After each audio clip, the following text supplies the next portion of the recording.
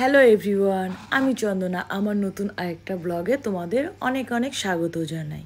যেদিন একটু সকাল সকাল উঠি তো আগে উঠেই না আমি ছাদে চলে আসি, কারণ এই সকালবেলা পাখির ডাক আর ছাদের এই ফুলগুলো দেখতে আমার খুব ভালো লাগে। তো তারপরে আমি এখানে ফুলগুলো তুলে নিলাম।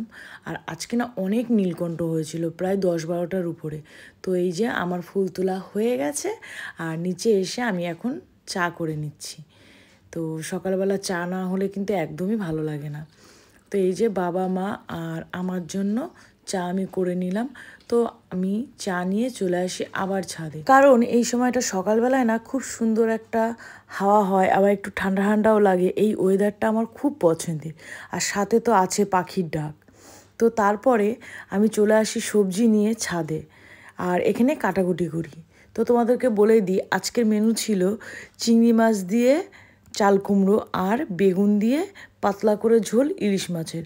কারণ এই বছরে বেগুন দিয়ে না একদিনও আমরা ইলিশ মাছের ঝোল খাইনি। তো এই যে কাটাকুটি আমার হয়ে গেছে, আর দেখো পাতলা ঝোলটা দারুণ হয়েছিল, দারুণ টেস্ট হয়েছিল। তারপরে এখানে কুচো চিংড়ি দিয়ে আমি চাল কুমড়োটা রান্না করে নিচ্ছিলাম।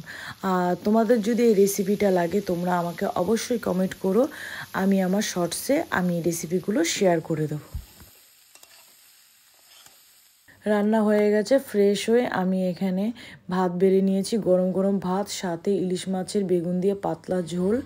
এই যে, আর থালিটা কিন্তু তোমরা অবশ্যই দেখো, শর্টসে ছাড়া আছে। তো হেভি টেস্ট হয়েছিল, আমার তো খুব পছন্দের হয়েছে। আর তারপরে খাওয়া দাওয়া করে আমি এখানে রেডি হয়ে গেছিলাম। তো কোথায় যাচ্ছি সেটা তোমাদেরকে অবশ্যই জানাবো।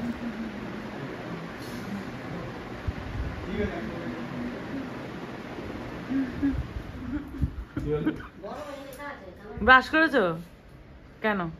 ঘুম থেকে উঠলাম, সোজা চলে যেতে থাকবে, দেখবে উল্টো দিকে ইয়ামা শোরুম ফোরুম সব আছে, সব ক্রস করবে। 4-5টা সিগন্যালে পরে দেখবে ডান দিকে কামারহাটি পৌরসভা বলে একটা ইয়ে লেখা আছে, ওখান থেকে বাদিকে নেবে, ঠিক উল্টো দিকে। Tata guys, tata. আছে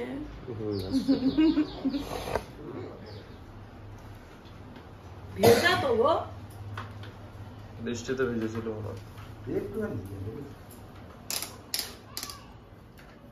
রেডি, চলো আমরা এখন যাচ্ছি সোদপুরে পুচকেটাকে দেখতে। তো রেডি হয়ে গেছিলাম, এই যে আমি আর বাবা এখন যাচ্ছি পুচকেটাকে দেখতে, মানে সোনা মাম্মামকে দেখতে। তো তোমরা অবশ্যই জানতে চাইবে যে কোন সোনা মাম্মামকে দেখতে যাচ্ছি। আসলে আমার যে মাসি শাশুড়ি আছে তার ছেলে, মানে মেজদার মেয়ে হয়েছে। তো আগের দিন সঞ্জয় আর মা গিয়ে দেখে এসেছে, আজকে আমি আর বাবা যাচ্ছি।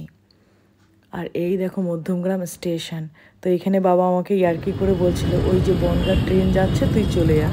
তো এই আর কি আড্ডা মারতে মারতে গল্প করতে করতে আমরা চলে আসি সোদপুরে। তো সোদপুর বিটি রোডে জেনিত বলে একটা নার্সিংহোম আছে, নার্সিংহোম না হসপিটাল যেন আমার খেয়াল নেই। তো সেইখানেই আমাদের সোনা মাম্মাম হয়েছে। তো এই দেখো আমরা চলে এসেছি। আর এখানে এসে আমি আগে একটা পেপার বোট খেয়ে নিয়েছি গলাটাকে ঠান্ডা করার জন্য, তারপরে আমরা সোনা মাম্মামকে দেখতে যাই। এই যে পাপা, তাকাও মা। আবার আমি এখন ঘুমু দিচ্ছি, একটুখানি তাকিয়েছে। এই যে টুকি, এই যে তাকাও মা, আর তাকাবে না।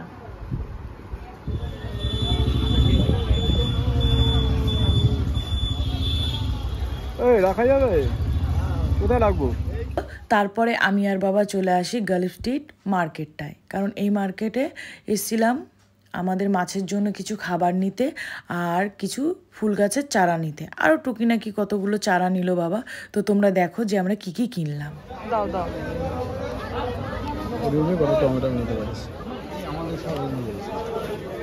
তোর কি আলাদা করে পুঁততে হয়? হ্যাঁ, এবং ডাল ভিন্ন পচাতে।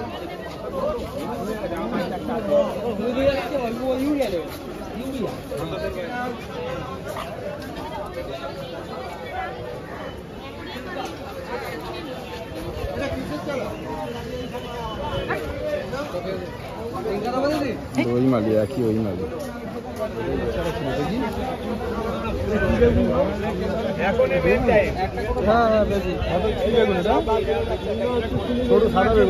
কালো বেগুন, কালো কালো কত করে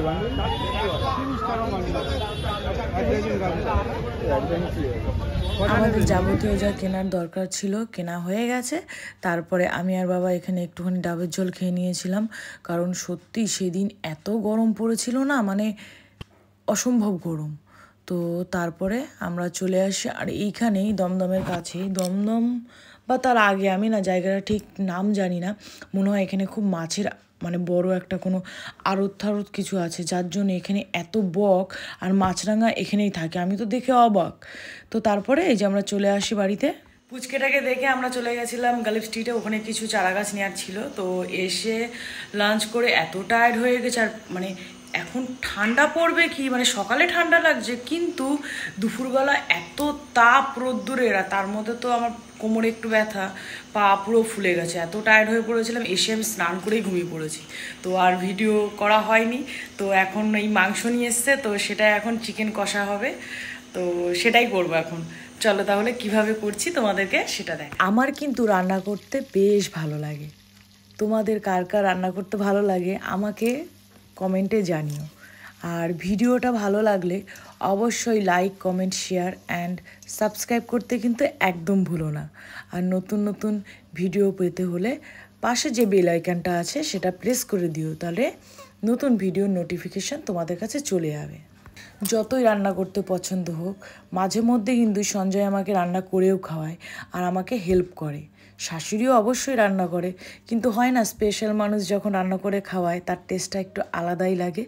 তো এই আর কি, তোমাদের সাথে গল্প করতে করতে কিন্তু আমাদেরও এদিকে চিকেনটা কিন্তু রেডি হয়ে গেছে। তো আমরা এখন ডিনার করে নেব। তো আজকের ভিডিওটা এই পর্যন্তই। টাটা, তোমাদের সাথে দেখা হবে নেক্সট ভিডিওতে।